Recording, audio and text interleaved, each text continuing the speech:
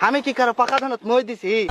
কদিনই পাকা ধানত মই দিলে তা হলো যে মানুষ আমাকে কিছু করবে আমি সহ্য করবো পাকা ধানত মই দেয়নি কিচ্ছু দেয়নি মানুষ খালি সবসময় আমার সাথেই লাগবে আমি কি করবো কও আমি শখ করে কালকে কলেজে গেছি কলেজে যায় সে প্রিন্সিপাল আমার দিকে তাকে আছে কলেজের গিয়ে ঢুকতে কি না ঢুকতেই তাকে আছে আমার কি আমার দিকে তাকে আছে কি শোক তাকে থাকবে লেখো আমি কি ওই প্রিন্সিপালের পাকা ধানত মই দিছি লেখো মই দিলে তো টাকা থাকবো নাকি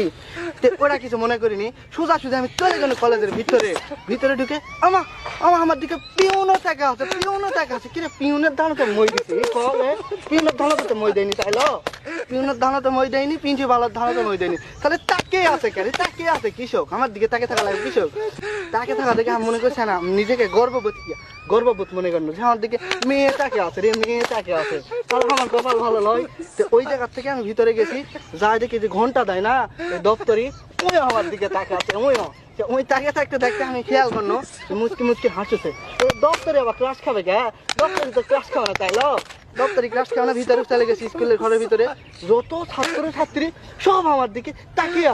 আছে কি তাকে আছে কে আমার দিকে তাকে থাকবে কৃষক